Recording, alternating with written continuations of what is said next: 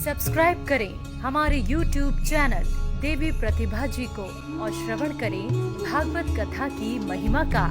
साथ ही bell icon को दबाना ना भूलें।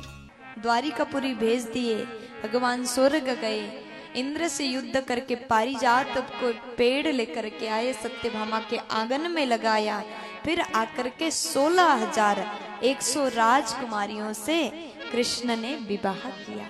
इस प्रकार भगवान के रानियां 16,108 हो गई। प्यार से बोल दीजिए ना। सभी को भगवान ने स्वीकार किया। तो आगे भगवान अपने राज्य में बड़े ही आनंद पूर्वक निवास कर रहे हैं। एक बार भगवान रुक्मिणी जी को देखते हैं, उनको लगता है कि यहाँ जितनी रानियां हैं, कभी एक रूठती कभी दूसरी रूठती, सब नंबर से रूठते रहते, सबको मनाते रहते हैं। लेकिन सबसे पहले रुक्मिणी जी आई, इनके चेहरा में आज तक मैंने क्रोध नहीं देखा। तो मैया रुक्मिणी कक्ष में विराजमान थी। भगवान गए और जाते ही मैया उठी और भगवान पलंग पर बैठ गए। तो भगवान ने देखा, रुक्मिणी जी से कहा, देवी आज मैं एक बात सोच रहा हूं। मैया बोली, अच्छा आप क्या सोच रहे हैं, मुझे बताइए। भगवान बोले, मैं ये सोच रहा हूं, मुझे लगता है आपकी और हमारी जोड़ी जम नहीं रही। अब शादी के इतने साल हो गए, संतान हो गए, तब जाकर के भगवान कह रहे हैं जोड़ी जम नहीं रही। देवी कुछ बिगड़ा नहीं, अभी भी आप चाहो तो वो शिशुपाल इंतजार कर रहा है।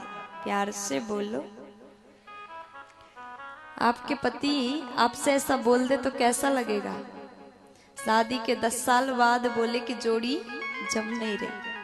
यहाँ भगवान बोले कि हम काले हैं, आप गोरी हैं। और आपने क्या देखा? देखो, जब शादी करते हैं तो लड़का में गुण देख कर के ही करते हैं। आपने क्या देखा? मुझ में तो कोई गुण ही नहीं है, मैं इतना काला हूं। मैया मुस्कुराती है, मेरे अंदर कोई गुण नहीं और मैं समुद्र के शरण में हूं। मैं तो चोर हूं, सब मुझे चोर कहते हैं। मेरे माता पिता का कोई पता नहीं, कोई कहते देवकी वसुदेव का बेटा, कोई कहते नंद यशोदा का बेटा। आखिर आपको मुझ में ऐसा क्या दिखा जिसके कारण आपने मुझसे विवाह किया, पत्र लिखा, हरण करने आ जाओ, इतना मुझे मना मना करके विवाह किया। मैया मुस्कुराती रही। जब विवाह करते हैं ना तो क्या देखते हैं? सबसे पहले तो देखते लड़का कैसा है, कुछ खाता पीता है कि नहीं है। भगवान बोले, आपने मुझ में क्या देखा? अभी भी कुछ नहीं बिगड़ा। आप कहो तो शिशुपाल इंतजार कर रहा है, मैं आपको छोड़ दूं? मैया बेहोश हो गई, मूर्छित हो गई, जमीन में गिरने लगी। भगवान तुरंत उठे, चतुर्भुज रूप धारण किया और मैया को अपने भुजाओं में संभाला। पर्यंका दबरुहासु तामुत्थाप्य चतुर्भुजः केशान् समूह्य तद्वक्त्रम् प्रामृजत पद्मपाणिना। पहले भगवान ने चतुर्भुज रूप धारण किया और उसके बाद एक हाथ में मैया को संभाला, दूसरे हाथ से केस संभाला, तीसरे हाथ से पसीना पोंछा और चौथे हाथ से हवा किया। चतुर्भुज रूप धारण करना पड़ा। मैया जागृत हुई। भगवान बोले, देवी क्षमा करो, मैं भी आपके बिन नहीं रह सकता, बस आपके चेहरा में क्रोध देखना चाहता था। मैं भी आपसे बहुत प्रेम करता हूं।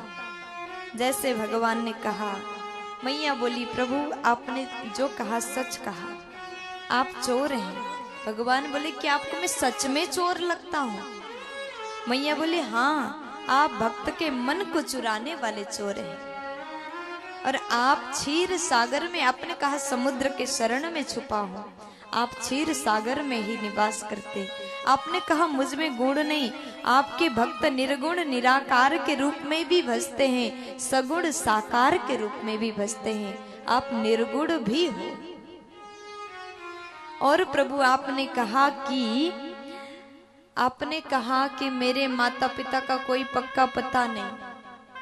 देखो प्रभु, आप स्वयं जगत के पिता हो, संपूर्ण ब्रह्मांड के पिता आप हो, भले आपके माता पिता कोई और कैसे हो सकते हैं।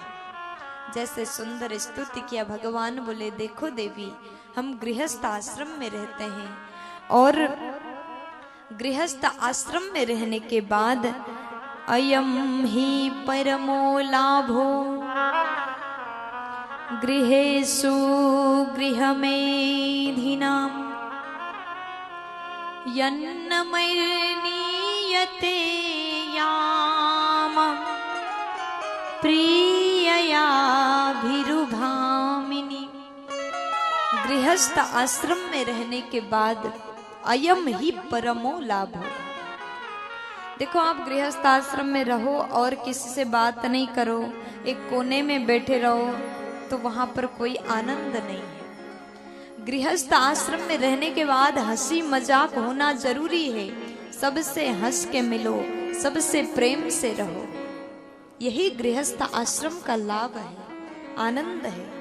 भगवान बोले इसलिए विनोद भी जरूरी है। प्यार से बोलो